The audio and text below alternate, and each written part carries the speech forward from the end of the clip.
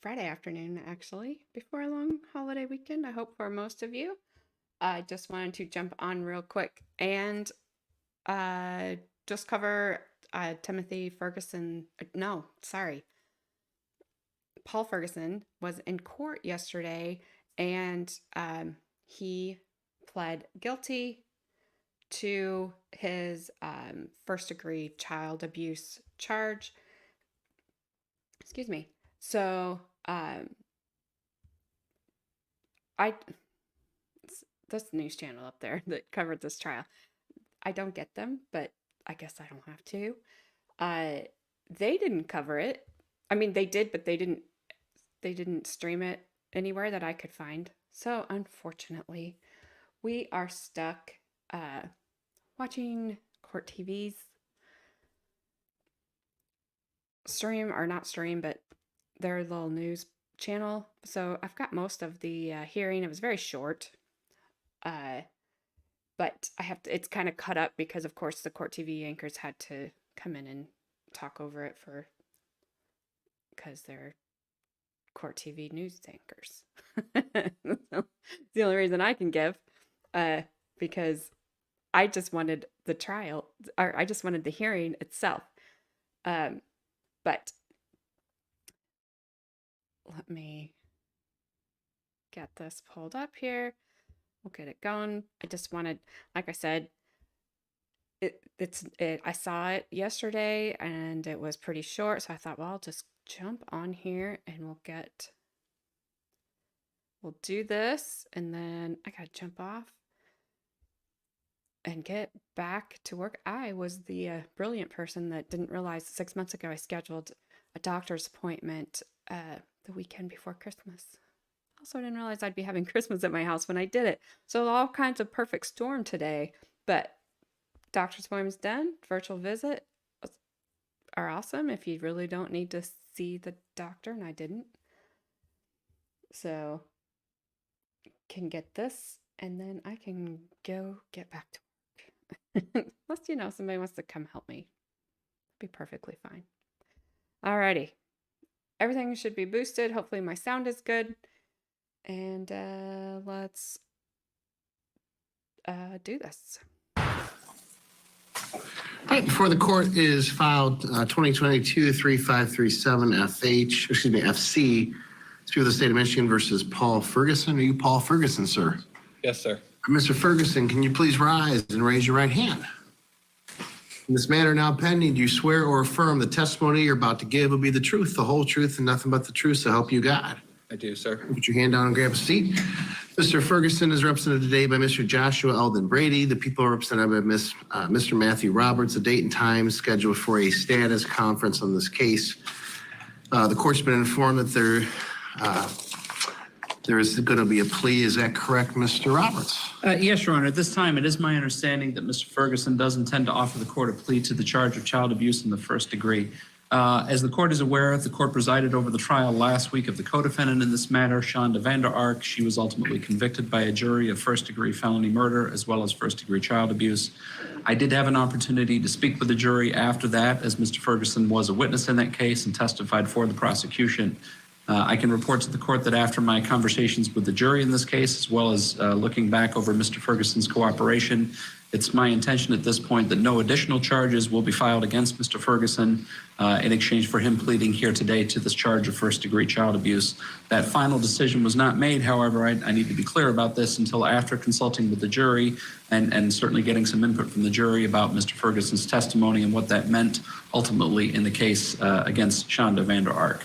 It's my further understanding, and I've indicated this to the court in chambers, that as a result of the cooperation that Mr. Ferguson has provided and pursuant to the commitment that we made to inform the sentencing court, yourself, of his cooperation, that I will ask the court to impose, at the time of sentencing in this matter, impose a sentence within the Michigan sentencing guidelines for this offense. Obviously, that will go to the minimum offense, and then the court will still have to make a determination as to the minimum sentence, as well as the maximum potential sentence. But I will ask the court to make a sentencing commitment within those sentencing guidelines. It's my understanding the court at this point has not made any commitments in relation to any sentencing, and that is simply my recommendation here with the recommendation for a sentence within the sentencing guidelines, but the court has not yet committed to that at this point. All right, Mr. Eldon Brady, any comments? First of all, breath of fresh air with this prosecutor for sticking to his word. Amazing, because it doesn't always happen. There was a trial in Massachusetts, I think. It was the 4th retrial of this woman, Carla. I can't think of her last name.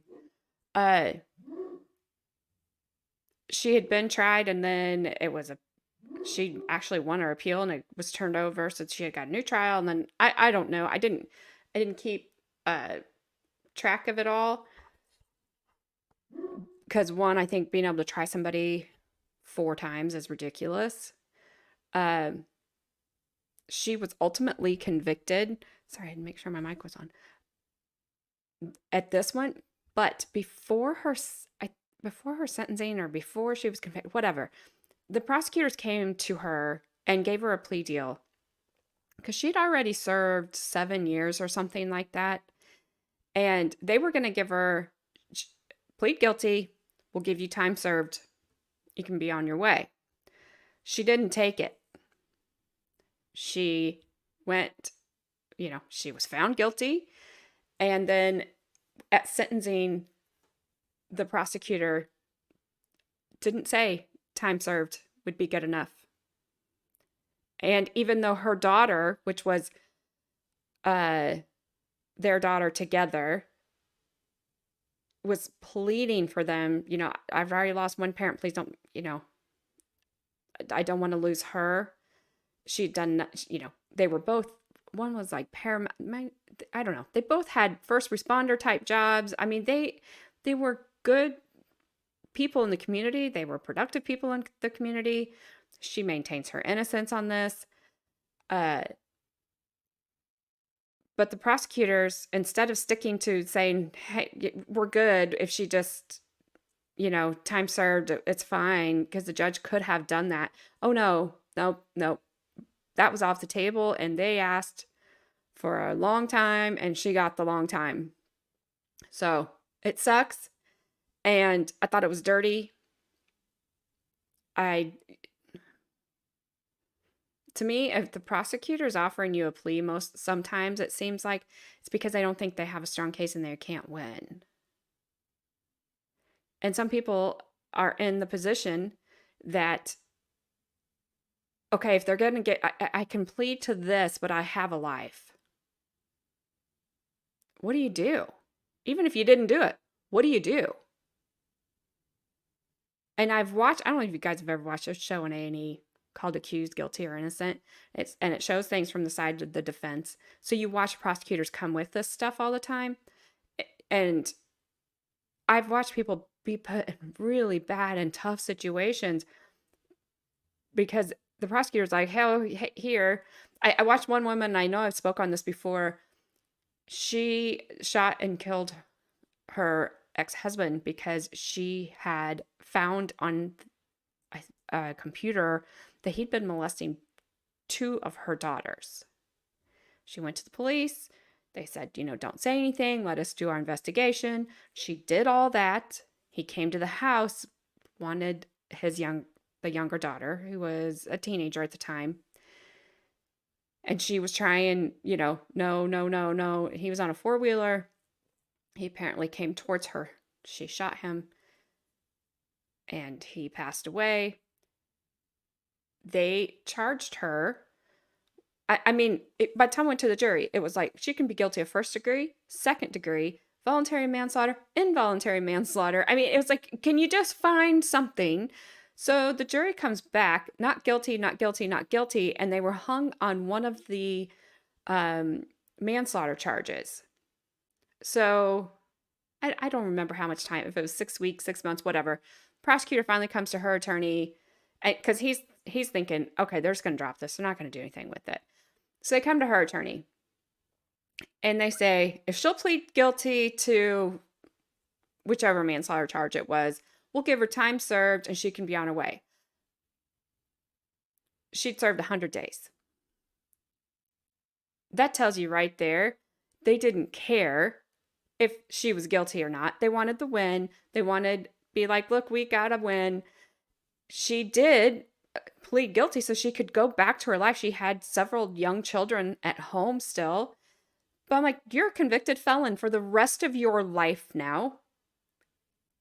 And these guys just wanted a win. And so it's nice to see this guy sticking to his word. He went and spoke to the jury and listened to them. That's amazing. I hope he's this straight and narrow all the time. Because when you watch, for me, it's hard for me to like a prosecutor. I've said it. I thought he did great. I will quit rambling because I could go on for days about prosecutors. Because it's always the defense attorneys that get the slimy reputation, and it's generally not them.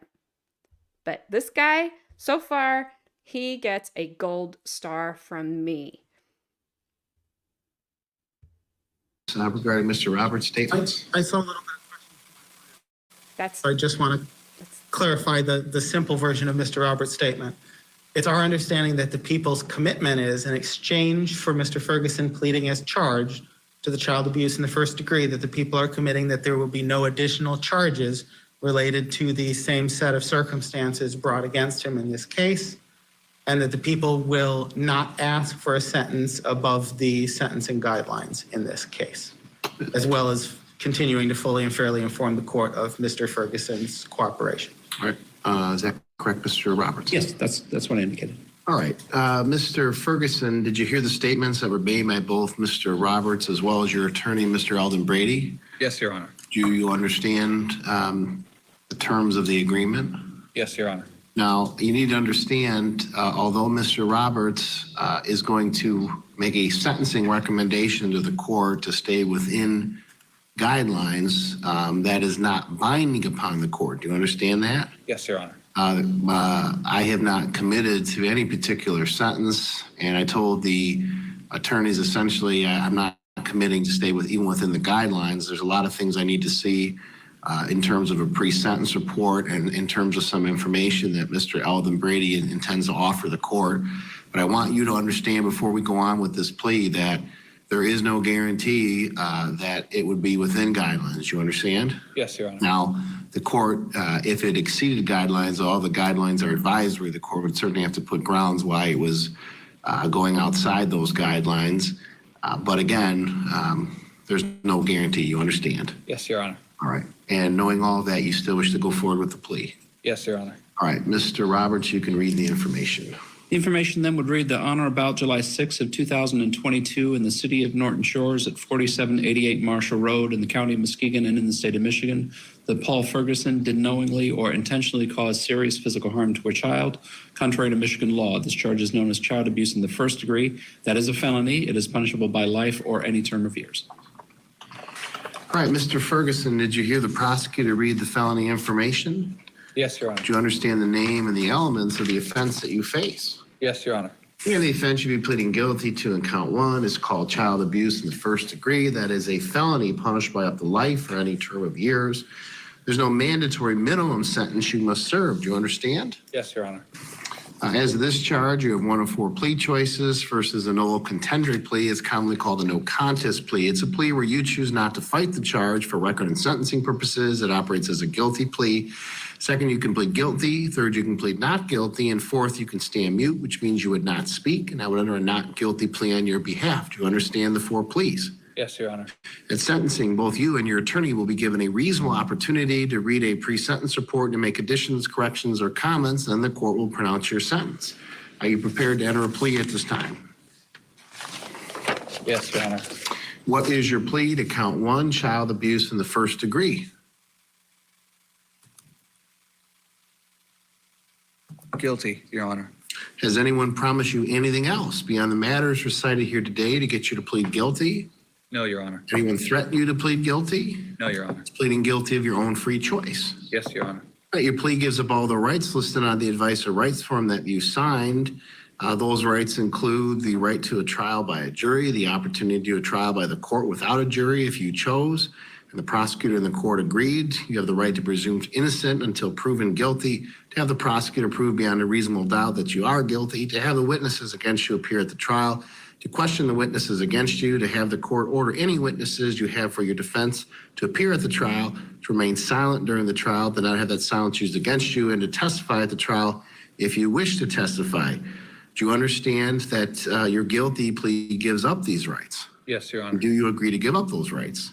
Yes, Your Honor. Your plea gives up any claim that it was a result of a secret promise or a threat that was not disclosed to the court at this plea proceeding.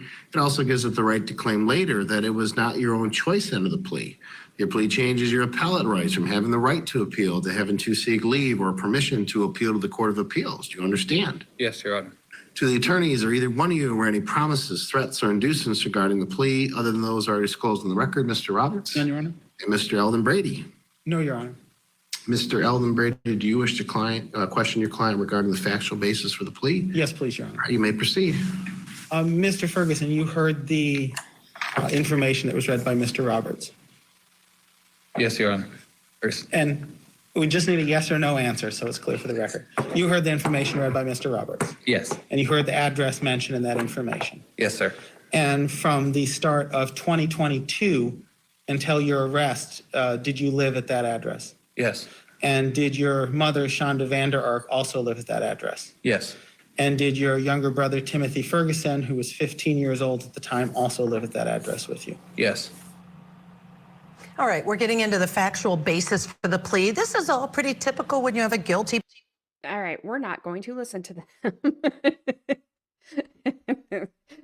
Because I will say one thing that they said is that Paul has a very good attorney, and I'm glad that he does.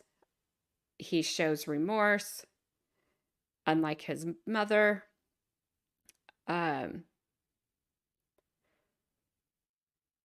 Good grief. I don't believe for 1 second that Shanda was catatonic on the last day of trial where she didn't show up because she didn't, I believe she just honestly did not want to, that was dumb, have to answer the jury's questions. I think she knew that, I mean, how would she? So I don't know, what would make somebody catatonic if it wasn't medication. Like, I mean, in that kind of a situation, I know people can be very traumatized and be, I can see it, but not from her.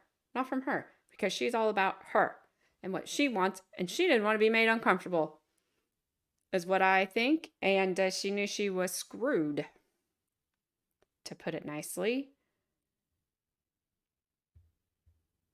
All right, let's finish this. I don't know why they had to interrupt. And this doesn't last very much longer. And then they bring another attorney in. I don't know.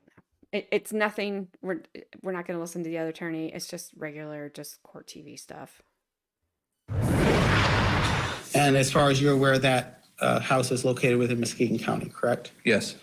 And at some point during that time period, did Shanda Vander Ark give you instructions that you were only supposed to feed Timothy bread with hot sauce or sometimes plain bread and no other food? Yes. And did Shanda Vander Ark either instruct or ask you to look after Timothy while she was at work? Yes. Was it or did you follow that instruction to feed him only bread with hot sauce or plain bread? Yes. And was it your understanding that Ms. Vander Ark was following the same food limitations for Timothy when you were at work and she was there? Yes. And was there a point approximately 3 weeks before Timothy's death that you realized that very limited diet was having a serious effect on his health and weight? Yes. And did you communicate that to Ms. Vander Ark? Yes. And on that day, she allowed you to feed him an additional food? Yes. But after that, she went back to the instruction of only bread with hot sauce and bread? Yes. And did you follow that instruction? Yes. And your understanding was she was still similarly limiting his food intake when you were not present. Yes. The night before your brother Timothy died, did Shanda Vander Ark give you an instruction that you were to put him in the bathtub with water and ice? Yes. And did she give you further instructions about keeping him in the bathtub until she returned from work? Yes. And did you follow those instructions? Yes. Okay, the only question I had, Mr. Ferguson, was Timothy under the age of 18? Yes, Your Honor. All right, any additional questions, Mr. Roberts? I believe that's sufficient factual basis to establish the plea, Judge. All right, the defendant offers the court a plea of guilty to the offense of child abuse in the first degree. His testimony establishes that he committed this crime that, well, I should ask you, Mr. Ferguson, this home at 4788 Marshall Road, is that in the county of Muskegon, state of Michigan? Yes, Your Honor. So his testimony now establishes that he committed this crime in Muskegon County. The court finds the plea to be knowing, voluntary, and accurate, and for all those reasons, the court accepts the plea. For the attorneys, does the court comply with MCR 6.302B through D regarding the taking of pleas, Mr. Roberts? Court has, Your Honor. And Mr. Eldon Brady? I believe so, Your Honor. Thank you. All right, Mr. Ferguson, do you have any questions about anything we've done here today, sir? No, Your Honor. The court's going to refer the matter to state probation for preparation of a pre-sentence report. Schedule sentencing for January 29th, 2024 at 8:30 a.m. Bond at this time is revoked. Mr. Eldon Brady, I know there was some discussion about getting a potential assessment on your client, and obviously that's could take a little bit, especially over the holidays. So if for some reason you need additional time, just let the court know and certainly accommodate that. I do want as much information as I can about your client. So if that will help the court, I want you to be able to have the time that's needed to do that. Beyond that, anything else for the record, Mr. Roberts? I'm sorry, did you say January 24th? 29th. 29th. Thank you. 29th. Nothing So, further. Thank you. all right, and anything else, Mr. Eldon Brady? No, Your Honor. Thank you. All right, we are adjourned. Have a good holiday. It's like, have a good holiday there, Paul. Okay, I bet he won't. That's just me. That's just me. That's just what I think. So January 29th is the day his mother is scheduled to be sentenced, and they are both scheduled at the exact same time. So I wonder how that's going to work, because they have the exact same judge and the exact same prosecutor. So I wonder if they're going to be in the exact same courtroom. I don't know. That's interesting. I doubt the judge gives him time served. I do hope he gives him a chance at getting out, getting a life. Like I said, Paul looks remorseful. She never did. She never shed a tear. She tried super hard to get some stuff to fall out of her eyes, but it didn't happen. So that's it for right now. That's the last thing I saw. Oh, I did see an article. Actually, I saw two articles while I was trying to find just the feed of this without Court TV's stuff on there.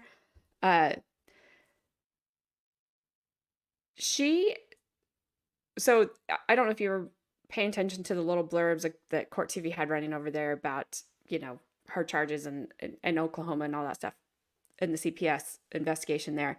So she actually left Oklahoma before they could terminate her parental rights to Timothy. I believe it was I don't know if it was just to Timothy. It wasn't clear on that, but she was only to have, I believe, 3 supervised hours per month.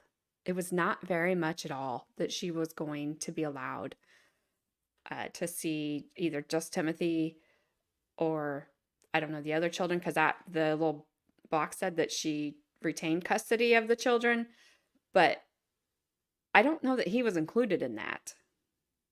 So I think it was him, and then the child they referred to as G would have been the younger child that she had with her husband Adam, who had a stroke and who has since passed away. Uh, and then the rest of the kids were older, so I'm not sure. But yeah, so she fled Oklahoma before they could terminate her parental rights, and she moved around a lot. She had 18 addresses. I think I don't know if it was between 2012 and then currently to 2022 or 2022, because that's when she was arrested. That's a lot of moving. You have to wonder if she was trying to just stay ahead of something. Whatever it was, caught up. She's going to pay for it now. The other article I saw was just made me realize how much I don't like the mainstream media. This one article I was reading, I'm like, where'd you get your facts? It says that Timothy died June 6th and he wasn't discovered for a month later on July 6th. I'm like, that's just not true at all. And then it said that he pled guilty, and the prosecutor, had recommended the sentence, which he did not. And the judge said, yeah, I'm not staying in that guideline. I'm like, that didn't happen. It didn't happen. You guys, this is why I don't like you. This is why people don't like you. You make something out of nothing, and then you twist and turn and lie about it in the process. Okay, well, that's it. That's all I got. So I will try to find this on January 29th. Hopefully the news station will, at least have a camera in the courtroom again so we can get their feed from it. And it'll be interesting to see if they're there I can't imagine them being sentenced together, but it is scheduled at the same time. So we'll find out. So with that, I don't know if you saw yesterday or not. I made a short video about it and I posted it on my Twitter X account, whatever. I am going to be a grandmother come July. So I am super, super excited.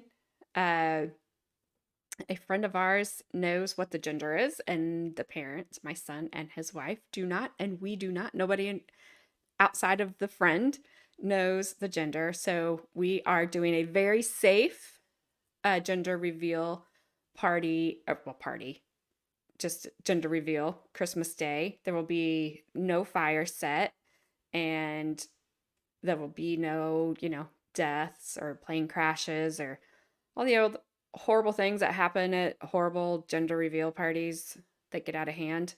We're just going to cut a cake and see what color it is inside.